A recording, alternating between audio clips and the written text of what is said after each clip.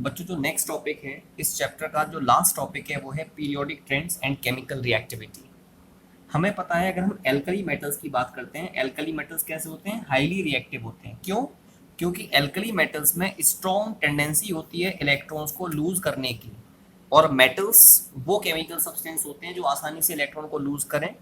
तो alkali metals में strong tendency electrons को लूज करने की होने की वजह से ये हाईली रिएक्टिव होते हैं। कहने का मतलब ये हो गया कि अगर कोई एल्कली मेटल ऐसा है जो जितनी आसानी से इलेक्ट्रॉन को लूज करेगा, उस पर्टिकुलर एल्कली मेटल की रिएक्टिविटी उतनी ही अधिक होगी। तो टॉप टू बॉटम अगर हम मूव करते हैं एल्कली मेटल्स में, तो एल्कली मेटल में टॉप टू बॉटम जाने पर एटम का साइज बढ़ता है। साइज बढ़ेगा तो force of attraction between nucleus as well as incoming electron decreases and the tendency to lose the electron increases. तो जब टॉप टू बॉटम जाने पर इलेक्ट्रॉन को लूज करने की टेंडेंसी बढ़ेगी, तो जो आपकी रिएक्टिविटी है वो भी बढ़ेगी as we move from top to bottom in the group. तो मैंने आपको बताया कि एल्कली मेटल्स हाईली रिएक्टिव हैं। क्यों? क्योंकि उनमें इलेक्ट्रॉन्स को लूज करने की टेंडेंसी है, साथ में टॉप टू बॉटम जाने पर इनकी रिएक्टिविटी बढ़ती है। एल्कली मेटल्स को लेफ्ट मोस्ट पोजीशन पर पीरियोडिक टेबल में रखा गया है। इसके बाद अगर हम हैलोजेंस की बात करते हैं, हैलोजेंस नॉन मेटल्स हैं, ये रिएक्टिव होते हैं। हैलोजेंस क्यों है रिएक्टिव? क्योंकि इनमें टेंडेंसी है टू गेन द इलेक्ट्रॉन्स, इनमें स्ट्रॉन्ग टेंडेंसी है इलेक्ट्रॉन को गेन करने की। तो हैलोजेंस में इलेक्ट्रॉन को गेन करने की स्ट्रॉन्ग टेंडेंसी होने की वजह से हैलोजेंस हाईली रिएक्टिव होते हैं। अब जब आप टॉप टू बॉटम मूव करेंगे तो एटम का साइज बढ़ेगा। As we move from top to bottom in the group, तो साइज बढ़ेगा। साइज के बढ़ने से force of attraction between nucleus as well as incoming electron decrease होगा, और इलेक्ट्रॉन को गेन करने की टेंडेंसी क्या करेगी? घटेगी। यही कारण है कि हैलोजेंस की जो रिएक्टिविटी है वो डिक्रीज करती है from top to bottom in the group. साथ में जो आपके हैलोजेंस होते हैं उनको राइट मोस्ट पोजीशन पर रखा गया है। एक इंपॉर्टेंट बात है यहाँ पर, जो मेटेलिक ऑक्साइड्स होते हैं, मेटल के ऑक्साइड्स वो तो बेसिक होते हैं, जबकि नॉन मेटेलिक जो ऑक्साइड्स होते हैं, नॉन मेटल के जो ऑक्साइड्स होते हैं वो एसिडिक होते हैं। बात ध्यान रखिएगा हमेशा के लिए कि मेटल के ऑक्साइड्स बेसिक होते हैं और नॉन मेटल के ऑक्साइड्स एसिडिक होते हैं।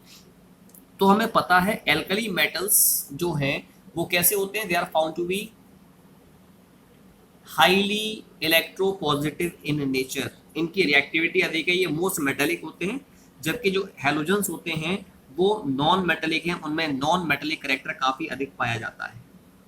तो वो एलिमेंट्स जो लेफ्ट हैंड साइड पर पाए जाते हैं, ऐसे एलिमेंट्स के जो ऑक्साइड्स हैं, यानी लेफ्ट हैंड साइड पर पाए जाने वाले एलिमेंट के ऑक्साइड में लेफ्ट मोस्ट पोजीशन के लिए मैं एल्कली मेटल से ऑक्साइड की बात कर रहा हूं, ये कैसे होते हैं? They are found to be basic in nature, ये सबसे अधिक बेसिक होते हैं। जबकि राइट मोस्ट पोजीशन पर जो एलिमेंट प्रेजेंट है दैट इज हैलोजन, उनके जो ऑक्साइड है Cl2O7, ये कैसे होते हैं? एसिडिक होते हैं। बताया था मैंने कि जो नॉन मेटल के ऑक्साइड्स हैं जो राइट मोस्ट पोजीशन पर हैं वो एसिडिक होंगे, जो मेटल के ऑक्साइड्स हैं वो बेसिक होंगे जो लेफ्ट मोस्ट पोजीशन पर पाए जा रहे हैं। तो मैंने एक एग्जांपल लिया है कि एल्कली मेटल का ऑक्साइड है सोडियम ऑक्साइड, ये बेसिक है। कैसे मालूम पड़ेगा? अगर आप इसको वाटर में डिसॉल्व कराएंगे तो ये स्ट्रॉन्ग बेस में कन्वर्ट हो जाएगा सोडियम हाइड्रोक्साइड में। इससे पता लग रहा है कि आपका जो सोडियम ऑक्साइड है वो बेसिक है। ऐसे ही जो क्लोरीन ऑक्साइड है Cl2O7 जो है वो एसिडिक होता है नेचर में। क्यों? क्योंकि इसको अगर हम वाटर में कराएंगे डिसॉल्व तो एक स्ट्रॉन्ग एसिड बनता है, इसका नाम है पर क्लोरिक एसिड। पर क्लोरिक एसिड, इस पर क्लोरिक एसिड का फॉर्मेशन हो जाता है, जिस वजह से हम ये कहेंगे it is found to be strong acidic in nature, ये स्ट्रॉन्गली एसिडिक होता है। ठीक है। अब इसके बाद कुछ पर्टिकुलर एलिमेंट के ऑक्साइड्स ऐसे होते हैं जो सेंटर पर पाए जाते हैं, और ये ऑक्साइड्स या तो न्यूट्रल होते हैं या एम्फोटेरिक होते हैं। न्यूट्रल ऑक्साइड के एग्जांपल है carbon monoxide, nitric oxide, N2O nitrous oxide. ये सारे के सारे न्यूट्रल ऑक्साइड हैं, ना तो ये एसिड से कंबाइन करेंगे ना ये बेस से कंबाइन करते हैं। जबकि कुछ मेटल के ऑक्साइड्स हैं जैसे Al2O3, As2O3, ये एम्फोटेरिक होते हैं नेचर में। अब एक क्वेश्चन आता है कैसे मालूम पड़ेगा कि Al2O3 एम्फोटेरिक है?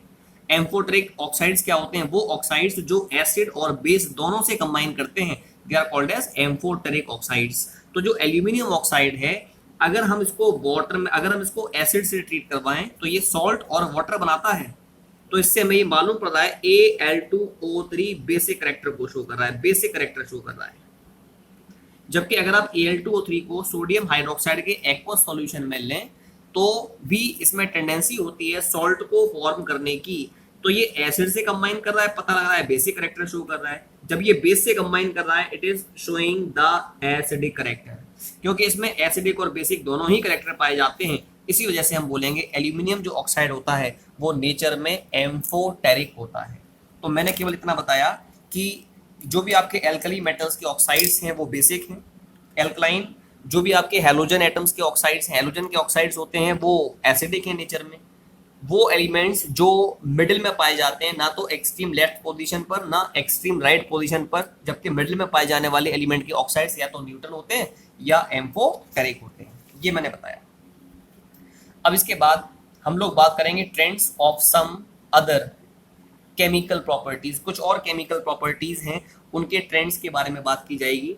उनमें एक है इलेक्ट्रोपॉजिटिव करेक्टर या मेटालिक करेक्टर। इलेक्ट्रोपॉजिटिव का मतलब ये होता है अगर कोई एलिमेंट ऐसा है, मैंने कोई एलिमेंट लिया, सपोज एम लिया, उसमें अगर स्ट्रॉन्ग टेंडेंसी है इलेक्ट्रॉन को लूज करके इलेक्ट्रोपॉजिटिव आयन में कन्वर्ट होने की, then it represent the electropositive character of that element and such type of element is found to be metallic in nature।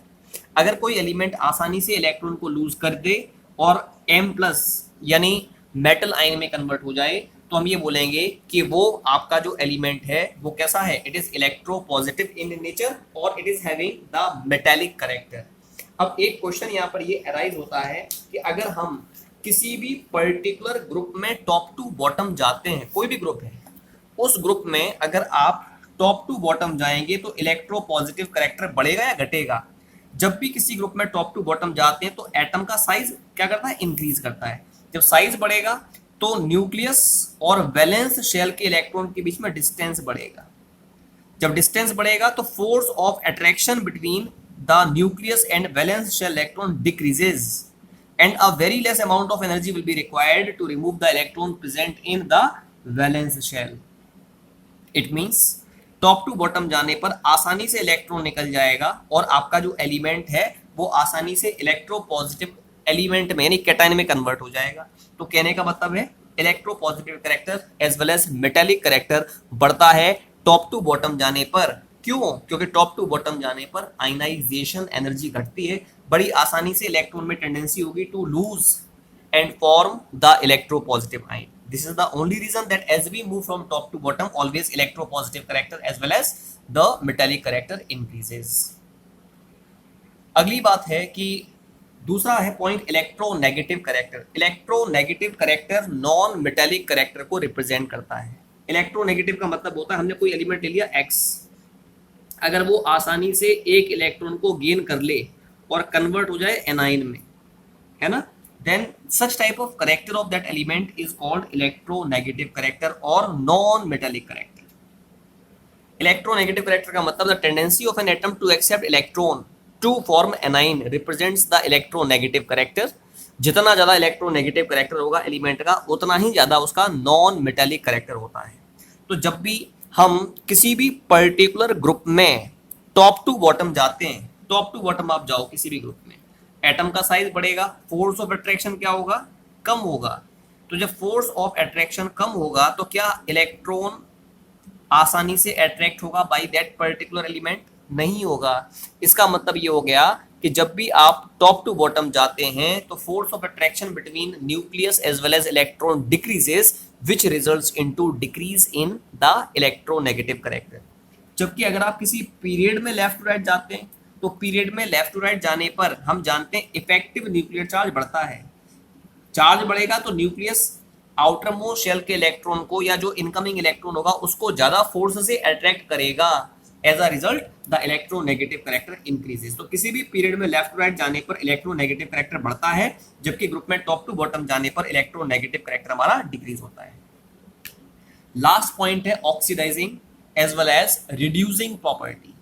बच्चों एक बात का विशेष ध्यान रखना यहाँ पर कि जो आपकी रिड्यूसिंग प्रॉपर्टी होती है वो उस एलिमेंट के इलेक्ट्रॉन के लूज करने की टेंडेंसी पर डिपेंड करती है। जितनी आसानी से इलेक्ट्रॉन कोई भी एलिमेंट लूज कर देगा उसका इलेक्ट्रो पॉजिटिव करेक्टर उतना ही अधिक होगा, मेटेलिक करेक्टर भी उतना ही अधिक होगा, और साथ में उसका रिड्यूसिंग प्रॉपर्टी भी कैसी होगी, ज्यादा होगी। उसी प्रकार से जो ऑक्सीडाइजिंग प्रॉपर्टी होती है किसी भी एलिमेंट की, वो इस बात पर निर्भर करती है कि वो एलिमेंट कितनी आसानी से इलेक्ट्रॉन को गेन कर रहा है, यानी उसका इलेक्ट्रोनेगेटिव करेक्टर ज्यादा होना चाहिए, नॉन मेटेलिक करेक्टर भी ज्यादा होना चाहिए। तो reducing property represents the tendency of an atom to remove to lose the electron, जबकि oxidising property represent the tendency of an atom to attract to gain the electron. हमें पता है S block elements की बात की जाए, top to bottom move करने पर एस ब्लॉक के एलिमेंट्स में, चाहे पी ब्लॉक के एलिमेंट में, अगर आप टॉप टू बॉटम जाओगे तो रिड्यूसिंग प्रॉपर्टी बढ़ेगी। क्यों बढ़ेगी? टॉप टू बॉटम जाने पर एटम का साइज बढ़ता है, जब साइज बढ़ेगा तो force of attraction between a nucleus as well as valence shell electron decreases, तो इलेक्ट्रॉन आसानी से लूज हो सकता है। यही कारण है टॉप टू बॉटम जाने पर आपका जो रिड्यूसिंग प्रॉपर्टी होती है, चाहे वो एस ब्लॉक के एलिमेंट हो चाहे वो पी ब्लॉक के एलिमेंट्स हो, इंक्रीज करती है। जबकि अगर मैं बात करता हूं ऑक्सीडाइजिंग प्रॉपर्टी के बारे में, तो जो ऑक्सीडाइजिंग प्रॉपर्टी होती है टॉप टू बॉटम मूव करने पर क्या करती है, डिक्रीज करती है। ऑक्सीडाइजिंग प्रॉपर्टी डिपेंड करेगा किस बात पर, tendency to gain the electron. Top to bottom अगर आप मूव कर रहे हैं तो टॉप टू बॉटम जाने पर तो एटम का साइज बढ़ रहा है, साइज के बढ़ने से न्यूक्लियस और वैलेंस शेल के बीच में जो अट्रैक्शन है वो कम हो रहा है और इलेक्ट्रॉन को गेन करने की टेंडेंसी भी कम हो रही है। इसी वजह से जो ऑक्सीडाइजिंग प्रॉपर्टी होती है टॉप टू बॉटम जाने पर वो डिक्रीज करती है। तो यहाँ पर मैंने आपको बताया कि पीरियोडिक टेबल में जो भी आपके डिफरेंट एलिमेंट्स पाए जाते हैं वो किस प्रकार से वेरिएशन शो करते हैं प्रॉपर्टीज में, ठीक है। इसके साथ ही साथ ये जो चैप्टर है आपका थर्ड चैप्टर, ये कंप्लीट होता है। This chapter is complete now.